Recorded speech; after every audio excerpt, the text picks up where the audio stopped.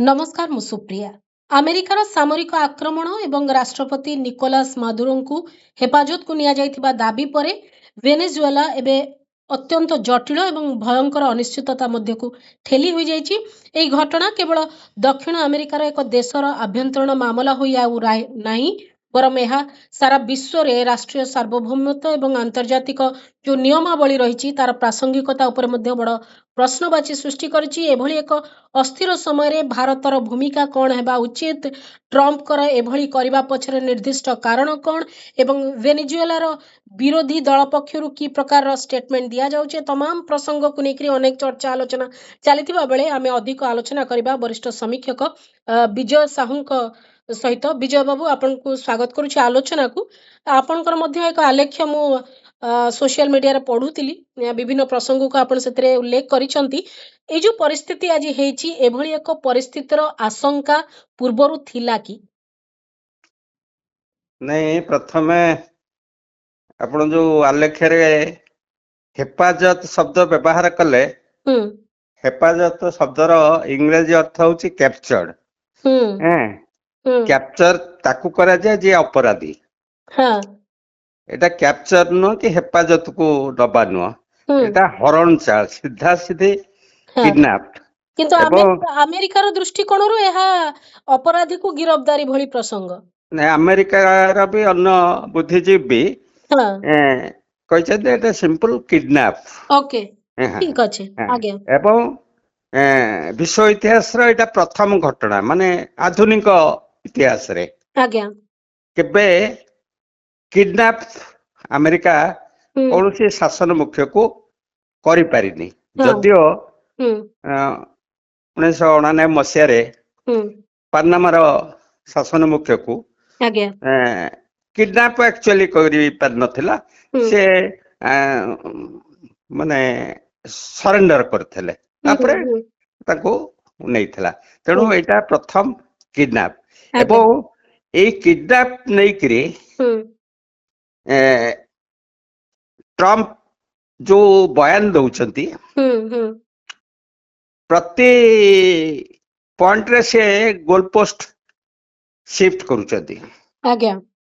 प्रथम ताकर ये थिला उक्ति थिला बा जो 2-3 मास धरिकरी, विशेष करी विगत 2 सप्ताह धरिकरी जो मीडिया रे से चर्चा करूथले जे ड्रग क्राइम करूचंती वेनेजुएला रो राष्ट्रपति।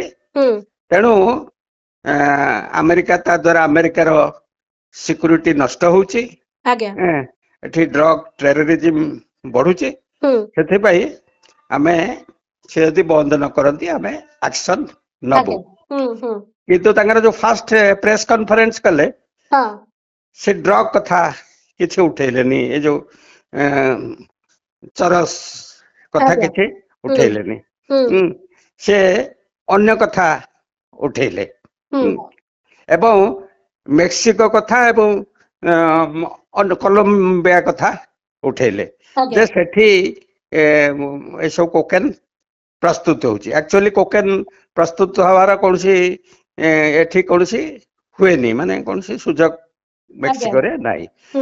तेणु मेन होची सीधा कथा अमेरिकार दीर्घ दिन रो लक्ष्य थिला, जोटा विश्वव्यापी अमेरिकार लक्ष्य डे 1 रो, जोठी प्राकृतिक संपद अछि,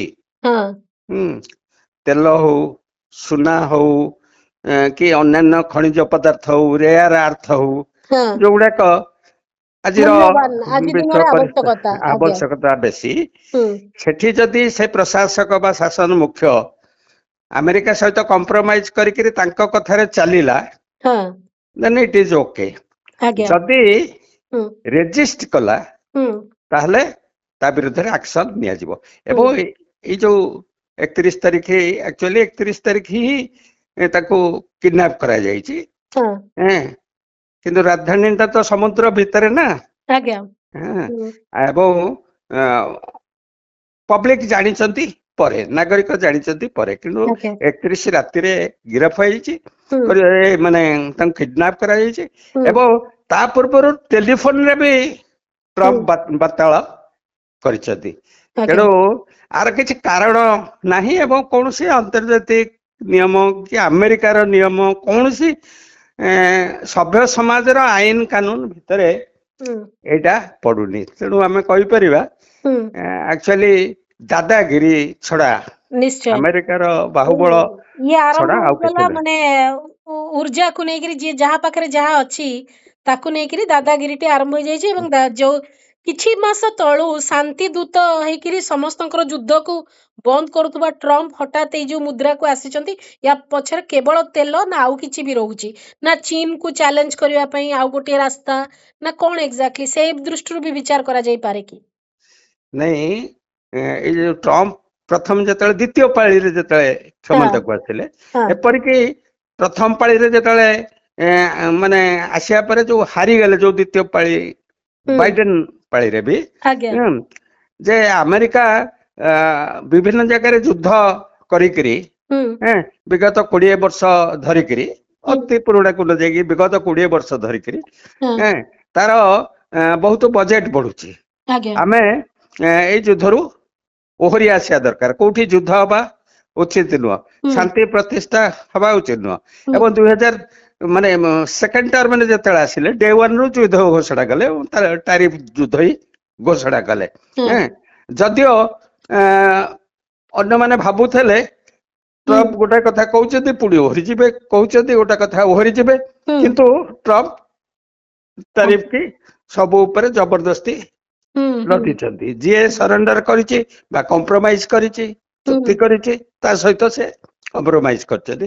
ଯିଏ କରିନି ବାରମ୍ବାର ତା ବିରୁଦ୍ଧରେ, ସେ ଦେଶ ବିରୁଦ୍ଧରେ ଯାଇଛନ୍ତି। ହୁଁ କିନ୍ତୁ ଏଇଟା ଆଶା କରାଯାଉନଥିଲା ହୁଁ ଯେ ଭେନେଜୁଏଲା ଉପରେ ମାନେ ଆକସ୍ମିକ ଆଜ୍ଞା ଏପରିକି ଆମେରିକାର ଲୋକ ଜାଣି ନାହାନ୍ତି, ଆମେରିକା ପ୍ରଶାସନ ବି ଜାଣିନି, ହୁଁ ଆମେରିକା କଂଗ୍ରେସ ବି ଜାଣିନି, ହୁଁ ଗୋଟେ କ୍ଲୋଜ ଜଣେ ଦି ଜଣ କିଏ ଆଜ୍ଞା ନିଷ୍ପତ୍ତି ନେଇକିରି ହୁଁ ମାନେ କିଡନାପ କରିକିରି ଆଜ୍ଞା ନେଇଛନ୍ତି।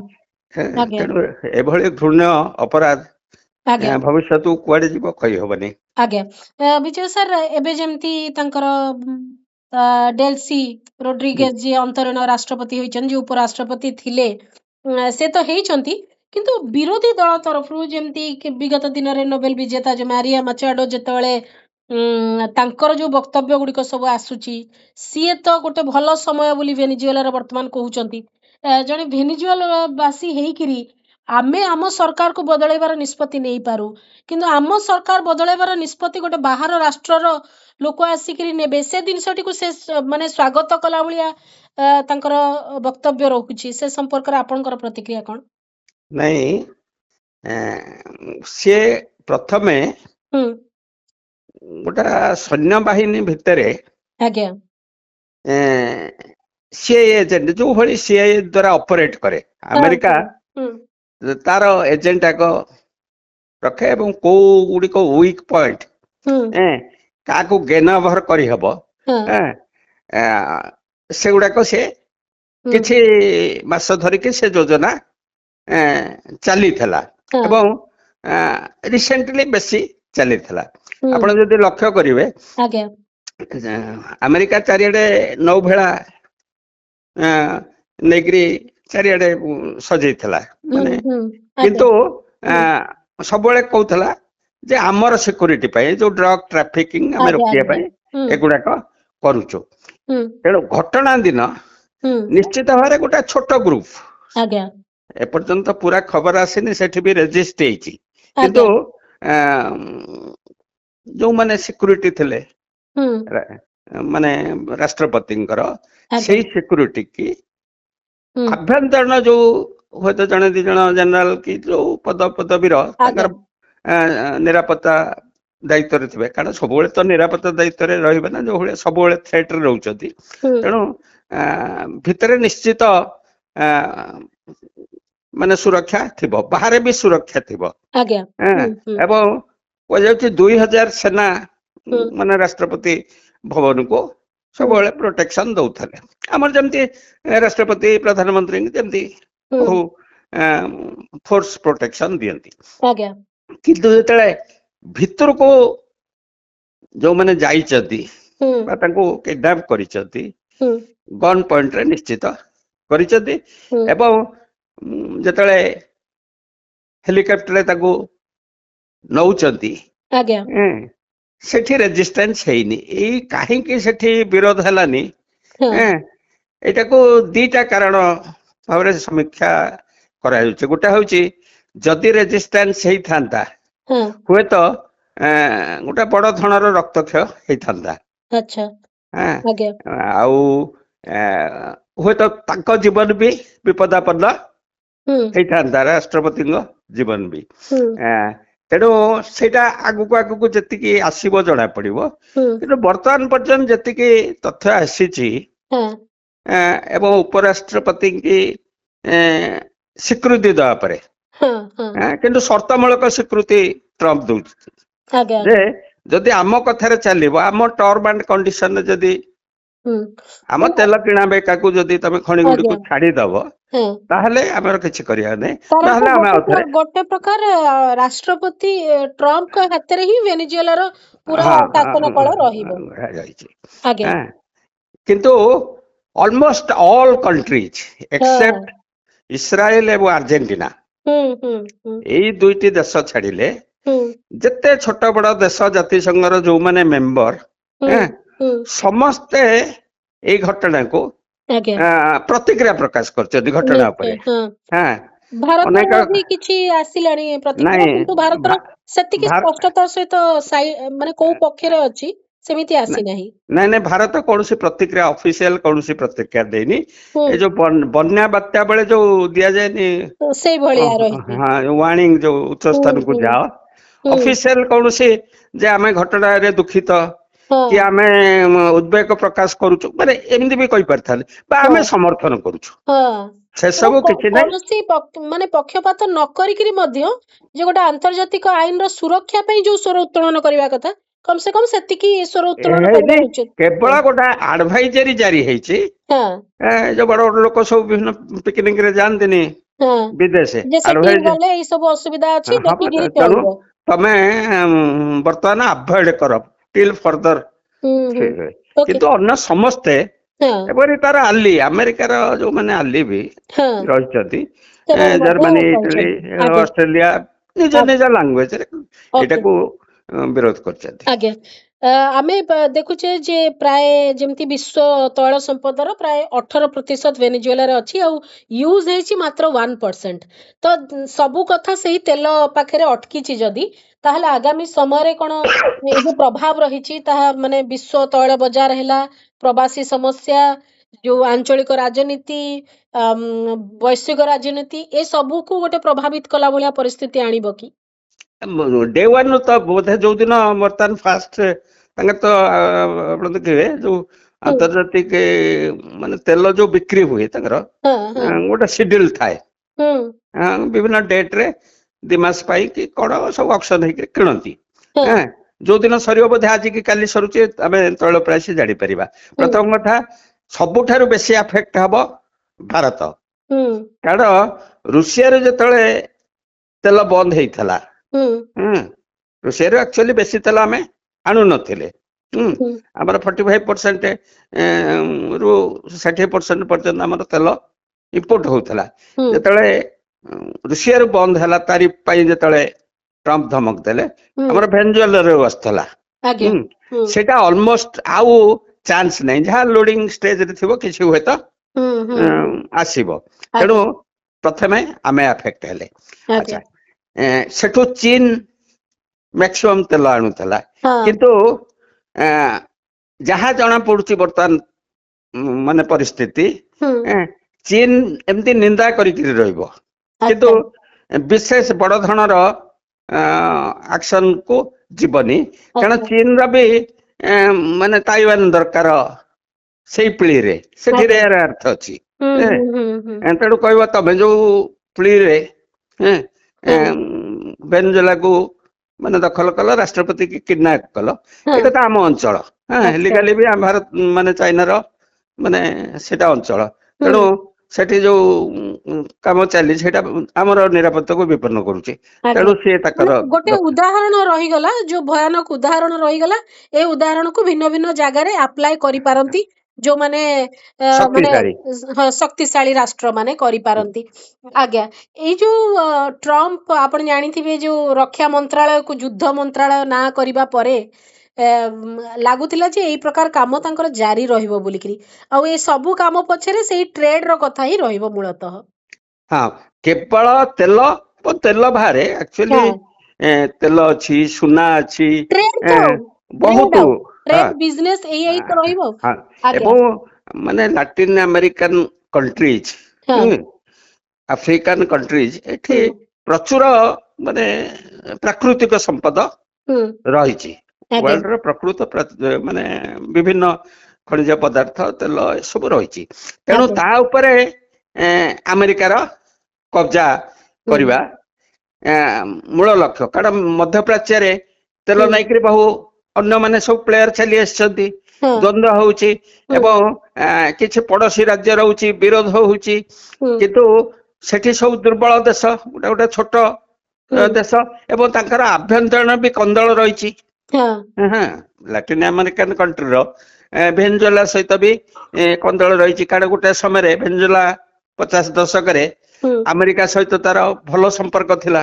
ଆଜ୍ଞା ହୁଁ ଏବଂ ସେଇ ସମ୍ପର୍କକୁ ଭିତ୍ତି କରି ଆମେରିକା ଅନ୍ୟାନ୍ୟ ଲାଟିନ ଆମେରିକାନ କଣ୍ଟ୍ରିରେ ତାର ଦାଦାଗିରି ହୁଁ ହୁଁ ଚଲେଇଥିଲା। ହୁଁ ତେଣୁ ତାଙ୍କର ଦ୍ୱନ୍ଦ୍ୱ ରହିଛି।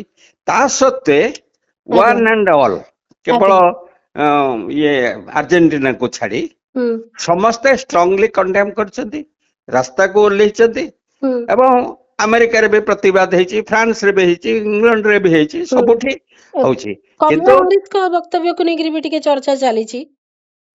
କାହାର କହିଲେ? କମଲା ହାରିସଙ୍କର ହଁ ସିଏ ହୁଁ ଖୋଲାଖୋଲି କରିଛନ୍ତି। ନ୍ୟୁୟର୍କର ପ୍ରେସିଡେଣ୍ଟ ଯେ ଯୋଉ ଇଏ ହେଲେ, ହଁ ସଭାପତି ଯିଏ ହେଲେ ଭାରତୀୟ ବଂଶୋଦ୍ଭବ, ସିଏ ତ ମେୟର ହଁ ମମଦାନି ହୁଁ ହଁ ମମଦାନୀ, ଏବଂ ସିଏ ଡାଇରେକ୍ଟ ହୁଁ ହୁଁ ହୁଁ ଆଜ୍ଞା ଫୋନ କରିକିରି ରାଷ୍ଟ୍ରପତି କି ଗାଳି ଦେଇଛନ୍ତି। ହୁଁ ଏଇଟା ତମର ଦାଦାଗିରି ଏବଂ ଅନ୍ୟ ଦେଶର ସୋଭରେନିଟି ଉପରେ ଏଇଟା ଆଜ୍ଞା ହସ୍ତକ୍ଷେପ କରିବା ଉଚିତ ନୁହଁ। ହୁଁ କିନ୍ତୁ ଟ୍ରମ୍ପ କାହା କଥା ଶୁଣିବା ପାଇଁ ପ୍ରସ୍ତୁତ ନୁହଁ ହୁଁ ଏବଂ ହୁଁ ଅଲରେଡି ଘୋଷଣା କରିସାରିଲେଣି ହୁଁ କେବଳ ଏଇଠି ହବନି, ଦରକାର ପଡିଲେ ଆମେ ମେକ୍ସିକୋ ଦଖଲ କରିବୁ, ଦରକାର ପଡିଲେ ପାନାମା ଦଖଲ କରିବୁ, ଦରକାର ପଡିଲେ ଗ୍ରୀନଲ୍ୟାଣ୍ଡ ଦଖଲ କରିବୁ, ଯୋଉଗୁଡା ସେ ପଏଣ୍ଟ ଆଉଟ୍ ଆଗରୁ କରୁଥିଲେ। ହୁଁ ହୁଁ ତେଣୁ ସେ ଗୋଟେ ଗେମ୍ବଲର ଭଳିଆ ଆଜ୍ଞା ଆରାମ କରିଛନ୍ତି। କିନ୍ତୁ ଯେହେତୁ ତା ପାଖରେ ଶକ୍ତି ଅଛି ହୁଁ ଏବଂ ଅନ୍ୟ ବୃହତ ଶକ୍ତି ଗୁଡିକ ମାନେ କଣ ମୋଟାମୋଟି ଚୁପ୍ ଆଜ୍ଞା ସ୍ତରକୁ ଆସିଛନ୍ତି, ପଜିଟିଭ କିଛି ଆକ୍ସନ ନେବା ପାଇଁ ଚାହୁଁନାହାନ୍ତି। ହୁଁ ଏଇଟା ଦୁନିଆକୁ କୁଆଡେ ନବ ହୁଁ କହିବା କଷ୍ଟ। ଆଜ୍ଞା ତ ନୂଆ ବର୍ଷରୁ ଗୋଟେ ସାମ୍ରାଜ୍ୟବାଦର ଗୋଟେ ନୂଆ ଭୟଙ୍କର ରୂପ ପୁଣି ସାମ୍ନାକୁ ଆସିଲା, ବିଶ୍ଵ ଦେଖିବ। ଏଭଳି ସମୟରେ ଭାରତ ଭଳି ଯୋଉ ରାଷ୍ଟ୍ର, ସେମାନଙ୍କ ପାଇଁ କଣ ଆପଣ ଦେଖୁଛନ୍ତି? ଭାରତ ପରିପ୍ରେକ୍ଷୀରେ ବି ଆପଣ ଯଦି ବିଚାର କରିବେ, କଣ ଆହ୍ୱାନ ରହୁଛି ଆଗାମୀ ସମୟ ପାଇଁ? ନାଇଁ ନାଇଁ, ଭାରତର ଦାଦାଗିରି ହଉଛି ମାଲଦୀପ, ହୁଁ ହୁଁ ଆଉ ସେ ନେପାଳ, ହୁଁ ଏଇ ଭାରତ ସବୁ ଉପରେ ବି ତ ଦାଦାଗିରିର କଥା ଅଛି। ଅଛି। ଆଚ୍ଛା, ପାକିସ୍ତାନକୁ ବି ଏତେ ଦାଦାଗିରି ହଁ ଦେଖେଇ ପାରନି, ଖାଲି ଏ ଯୋଉ ଭର୍ବାଲ ଦାଦାଗିରି। ହୁଁ ହୁଁ ବାଂଲାଦେଶକୁ ବି ହଉନି। ଆଉ ଗୋଟାଏ ସମୟରେ କହୁଥିଲା ଆମେ ସାଉଥ, ମାନେ ଆମେ ହଉଛୁ ଗୋଷ୍ଠୀ ନିରପେକ୍ଷ ଆନ୍ଦୋଳନ ନେତା ଥିଲୁ। ବର୍ତ୍ତମାନ ଗ୍ଲୋବାଲ ସାଉଥ, ଆଜ୍ଞା କାରଣ ସେ ମାନେ ଗୋଲାର୍ଦ୍ଧକୁ ହୁଁ ଆମେରିକା ଏବଂ ତାର ଯୋଉ ଶକ୍ତି ଦଖଲ କରୁଛନ୍ତି, ନେତା ହେଇଛନ୍ତି। ଆମେ ଏ ଗୋଲାର୍ଦ୍ଧର ନେତା ହୁଁ ହବୁ, ହୁଁ ହୁଁ ଏଇ କଥା କହୁଥିଲେ। ଆଉ ବିଶ୍ଵଗୁରୁଙ୍କର ତ ଅଲଗା କଥା, ଯୋଉ ଗ୍ଲୋବାଲ ସାଉଥରେ ତ ଏମାନେ ରହିଛନ୍ତି ନା। ହୁଁ ହୁଁ ଭେନେଜୁଏଲା ତ ଆଜ୍ଞା ଥିଲା ନା। ଆଜ୍ଞା ଏପରିକି ସେ ଭାରତ ଆସିଛନ୍ତି, ଏ ସତ୍ୟ ସାଇ ବାବାଙ୍କୁ ଯାଇକିରି ସେ ଆଜ୍ଞା ତାଙ୍କ ଆଶ୍ରମ ବୁଲିଛନ୍ତି। ହୁଁ ହୁଁ ବେଶୀ ଦିନ ଆଜ୍ଞା ତଳେ ନୁହଁ, 2005 ନା କେବେ। ଆଜ୍ଞା ତେଣୁ ଭାରତର ସେ ମିତ୍ର ଏବଂ ପେଟ୍ରୋଲ ଦଉଥିଲେ। ଆଜ୍ଞା ଆମର ଦୁର୍ଦ୍ଦିନରେ ଯେତେବେଳେ ଆମେ ରୁଷିଆରୁ ବନ୍ଦ ହେଇଗଲା, ହୁଁ ଆମେ ହୁଁ ଶସ୍ତା ତେଲ ପାଉଥିଲେ। ଆଜ୍ଞା ହୁଁ କିନ୍ତୁ ହୁଁ ପଦେ ଏପର୍ଯ୍ୟନ୍ତ କଥା ବାହାରୁନି ଏବଂ ମିଡିଆରେ ଆସୁଛି, ହୁଁ ଯୋଉ ଗ୍ରୁପ ଅଫ ମିନିଷ୍ଟର୍ସ ଯୋଉମାନେ ରହିଛନ୍ତି, ତାଙ୍କୁ ସାମ୍ବାଦିକ ମାନେ ଯାଇକିରି ଯେତେବେଳେ ପଚାରୁଛନ୍ତି ଇଣ୍ଡିଆର ରିଆକ୍ସନ କଣ, ୱେଟ୍ ୱେଟ୍ ୱେଟ୍ ଆମେ ଆଡଭାଇଜରୀ ଜାରି କରିଦେଇଛୁ। ଏଇ ହଉଛି ଭାରତର ସ୍ଥିତି। ତେଣୁ ଭାରତ କୌଣସି ଏଇ କମିଟି ଅଫ ନେସନ୍ସ ର ଗୋଟା ସଭ୍ୟ ଭଳି ଏତେ ବଡ ବିଶାଳ ଦେଶ ହେଇକିରି ଯୋଗ୍ୟତା ବି ହରେଇ ଦେଇଛି। ଆଜ୍ଞା, ମୁଁ ଲାଷ୍ଟ ପ୍ରଶ୍ନ ଆପଣଙ୍କୁ ଜାଣିବାକୁ ଚାହୁଁଛି ଯେ ଯୋଉ ବାମପନ୍ଥୀ ବିଚାରର ଯୋଉ ଶାସନ ମୁଖ୍ୟ ଯୋଉ ଜାଗାରେ ବି ଅଛନ୍ତି, ଏଇ ଯୋଉ ଘଟଣା ପରେ ତାର ପ୍ରଭାବ ବା ତାର ବାର୍ତ୍ତା ସେମାନଙ୍କ ପର୍ଯ୍ୟନ୍ତ ଆଉ କଣ ଯାଉଛି? ନାଇଁ, ଯାହା ବି ରେଜିଷ୍ଟାନ୍ସ ପ୍ରଥମେ ଆରମ୍ଭ କରୁଛନ୍ତି ହଁ ବିଭିନ୍ନ ଗ୍ରୁପ ର ଲେଫ୍ଟିଷ୍ଟ କ୍ୟାମ୍ପ ହିଁ, କାରଣ ହଁ ଆକ୍ଚୁଆଲି ଜନତାଙ୍କ ସ୍ୱାର୍ଥ ପାଇଁ, ଗଣତନ୍ତ୍ର ପାଇଁ, ସାର୍ବଭୌମତ୍ୱ ପାଇଁ ଶହ ଶହ ବର୍ଷ ଧରିକିରି ଜନ୍ମ ଲଗ୍ନରୁ ଯେତେବେଳେ କି ଏପରିକି ବାମପନ୍ଥୀ ବୋଲି କିଛି ଜଣା ନଥିଲା, ମାନେ ଗୋଟେ ଟର୍ମ ୟୁଜ ହେଇନଥିଲା। ଏ ଟର୍ମ ତ ୟୁଜ ହେଲା ଫ୍ରେଞ୍ଚ ରିଭଲ୍ୟୁସନ ବେଳେ, ଏ ପାଖରେ ଯିଏ ବସିଲା ଦକ୍ଷିଣପନ୍ଥୀ, ସେ ପାଖରେ ଯିଏ ବସିଲା ବାମପନ୍ଥୀ। କିନ୍ତୁ ରେଜିଷ୍ଟାନ୍ସ ଟା ସେମାନେ ହିଁ କରୁଥିଲେ। ଆମେରିକାରେ କରୁଛନ୍ତି, ବିଶ୍ୱବ୍ୟାପୀ ବି କରୁଛନ୍ତି, ଏବଂ ସେମାନଙ୍କ ରେଜିଷ୍ଟାନ୍ସ ଯୋଗୁ କିଛି କିଛି ବଞ୍ଚି ରହିଥିଲା। କିନ୍ତୁ ସେମାନଙ୍କର ତ ରାଷ୍ଟ୍ର ହବାରେ ଶକ୍ତି ନାହିଁ ନା। ଯଦି ଗୋଟାଏ ସମୟରେ ଧରନ୍ତୁ 60 ଦଶକ ପୂର୍ବରୁ ସୋଭିଏତ ୟୁନିୟନର ଯୋଉ ଶକ୍ତି ଥିଲା, ଯୋଉ ମାନେ ନୀତି ଥିଲା, ସେଇଟା 60 ଦଶକ ପରେ ପରେ ଦୁର୍ବଳ ହେଇଯାଇଥିଲା। କ୍ରୁଶ୍ଚେଭ ଆସିବା ପରେ ଗୋଟା ସବମିସିଭ ହେଇଯାଇଥିଲା, କୋଅପରେଟିଭ ହେଇଯାଇଥିଲା। ନିଜର ଲୋକ ବଳ ମାନସିକତାକୁ ମାନେ ଗୋଟେ ଦୁର୍ବଳ କରିଦେଇଥିଲା। ନହେଲେ ଗୋଟେ ଗୋଟେ ଧମକରେ ଆମେରିକା ପଛକୁ ଘୁଞ୍ଚୁଥିଲା। ଭିଏତନାମରେ ପଛକୁ ଘୁଞ୍ଚି, କୋରିଆ କ୍ଷେତ୍ରରେ ପଛକୁ ଘୁଞ୍ଚି, କ୍ୟୁବା କ୍ଷେତ୍ରରେ ପଛକୁ ଘୁଞ୍ଚି, ତେଣୁ ହେଇଥିଲା। ଆଜି କିନ୍ତୁ ନିଜେ ପୁଟିନ ସିଏ ତ ଇନଡାଇରେକ୍ଟଲି ଖୁସି ଯେ ସିଏ ଯଦି ତାକୁ ଟେକି ନେଲା, ମୁଁ ଜେଲେସ୍କି ଟେକି ନେଇକିରି ମୋର ଏବଂ ଅଞ୍ଚଳକୁ ଦଖଲ କରିବି। ନିଶ୍ଚିନ୍ତ ଭାବରେ ତେଣୁ ଚାଇନା ସିଏ ଗୋଟେ ସୋସିଆଲିଷ୍ଟ କଣ୍ଟ୍ରି ଥିଲା, ସିଏ ବି ଗୋଟେ ସାମ୍ରାଜ୍ୟବାଦୀ ଶକ୍ତି ହେଇକିରି ସିଏ କହୁଛି ସିଏ ଯଦି ନେଲା ମୋର ସୁବିଧା ହେଲା ତାଇୱାନ ହେବା। ତାହେଲେ ଭବିଷ୍ୟତରେ ସିଏ ଯଦି ଯୋଉ ଆମେ ଅରୁଣାଚଳ ପ୍ରଦେଶ, ଲଦାଖ ଫଦାଖ କଥା କହୁଛେ, ଯଦି ସିଏ ଆସିକିରି କହିବ ବାଡ ପକେଇଲା, କିଏ ଠିଆ ହବ ଭାରତ ପଛରେ? କାରଣ ତମେ ତ କାର ଦୁର୍ଦିନରେ ଠିଆ ହେଇନ ନା। ବିଶ୍ୱ ଘଟଣା ବଳିରେ ତମେ ଯେତେବେଳେ ଠିଆ ହେଇନା, ତମ ପଛରେ କିଏ ଠିଆ ହବ? ତେଣୁ ସବୁଠାରୁ ଉଦ୍ବେଗଜନକ ପରିସ୍ଥିତି ବିଶ୍ୱ ପରିସ୍ଥିତି, ଏବଂ ଭାରତ ପାଇଁ ସବୁଠାରୁ ଲଜ୍ଜାଜନକ ପରିସ୍ଥିତି। ନିଶ୍ଚୟ। ଯାହା ବି ହଉ, ନୋବେଲ ଶାନ୍ତି ପୁରସ୍କାର ପାଇଁ ଇଚ୍ଛା କରୁଥିଲେ, କିନ୍ତୁ ଶାନ୍ତି ଦୂତ ହେଇକିରି ସବୁଠିକି ଯାଉଥିଲେ, କିନ୍ତୁ ଏଭଳି ଏକ କାମ କରିଛନ୍ତି ବର୍ତ୍ତମାନ ଟ୍ରମ୍ପ, ଯାହାକୁ ନେଇ ପୁରା ବିଶ୍ୱ ଚର୍ଚ୍ଚା କରୁଛି ଏବଂ ନିନ୍ଦା ଓ ସମାଲୋଚନା ମଧ୍ୟ ମୂଳତଃ ସମସ୍ତେ କରୁଛନ୍ତି। କେବଳ ଗୋଟିଏ ପକ୍ଷକୁ ଛାଡ଼ିଦେଲେ, ଗୋଟିଏ ବିଚାରଧାରାକୁ ଛାଡ଼ିଦେଲେ, ଆଉ ପ୍ରାୟ ସମସ୍ତଙ୍କ ଭିତରେ ସମାଲୋଚନା ରହିଛି, ନିନ୍ଦା ରହିଛି। ନାଇଁ ରୁହନ୍ତୁ, ଗୋଟିଏ ନୁହଁ, ଦକ୍ଷିଣପନ୍ଥୀ ସବୁଠାରୁ ବେଶୀ ମାନେ ଜୋରରେ ପ୍ରତିବାଦ ହେଇଛି ୟୁରୋପର ଦକ୍ଷିଣପନ୍ଥୀ ବିଚାରଧାରା। ଫ୍ରାନ୍ସର ବିରୋଧୀ ନେତା ଯିଏ, ସେ ଦକ୍ଷିଣପନ୍ଥୀ। ସେଠି ତାହେଲେ ସବଳ ଆଉ ଦୁର୍ବଳ, ମାନେ ପାୱାରଫୁଲ ଆଉ ଦୁର୍ବଳ ସବଳ ଆଉ ଦୁର୍ବଳର କଥା ହେଇଯାଉଛି। ସେଠି ବାମପନ୍ଥୀ ଦକ୍ଷିଣପନ୍ଥୀ ଠାରୁ ସବଳ ଆଉ ଦୁର୍ବଳ, ଯେ ଆମେ ବି ଆଶଙ୍କାରେ ରହିଛୁ କାଲି ସକାଳକୁ ଆମ ପାଇଁ ମଧ୍ୟ ଏଇଭଳିଆ ପରିସ୍ଥିତି ଆସିପାରେ। ଆଜ୍ଞା, ବହୁତ ବହୁତ ଧନ୍ୟବାଦ ବିଜୟ ସାର୍। ଭେନେଜୁଏଲାର ପ୍ରସଙ୍ଗରେ ଆପଣଙ୍କର ଆଲେଖ୍ୟ ବି ମୁଁ ପଢୁଛି, ତେଣୁକରି ପ୍ରତ୍ୟେକ ଦିନର କିଛି କିଛି ଡେଭଲପମେଣ୍ଟ ଆସୁଛି, ବିଭିନ୍ନ ପ୍ରତିକ୍ରିୟା ଆସୁଛି, କିନ୍ତୁ ଆମେ କଂକ୍ରିଟ ପ୍ରତିକ୍ରିୟା ଭାରତର ଅପେକ୍ଷା କରିଛୁ, ଆମ ଦେଶର ଅପେକ୍ଷା କରିଛୁ ଯେ କ'ଣ ଆସିବ। ଏବଂ ବିଶ୍ୱ ଯେତେବେଳେ ଏ ପୁରା ପ୍ରକ୍ରିୟାକୁ ନେଇ ଚର୍ଚ୍ଚା କରୁଛି, ଯେଉଁ ପ୍ରକାର ନୀତି ନିୟମର ଉଲ୍ଲଂଘନ ଯେତେବେଳେ ଖୋଲାଖୋଲି ହେଉଛି, ସେଠି ଭାରତର ଷ୍ଟାଣ୍ଡ କ'ଣ ତାହା ଜାଣିବା ପାଇଁ ବିଶ୍ୱ ବି ଚାହିଁଥିବ ନିଶ୍ଚୟ। ସେ ସମ୍ପର୍କରେ ଆମେ ଆଗକୁ ବି ଚର୍ଚ୍ଚା କରିବା, କିନ୍ତୁ ଏ ସ୍ୱତନ୍ତ୍ର ଆଲୋଚନାକୁ ଏଇଠି ରଖୁଛି। ନମସ୍କାର।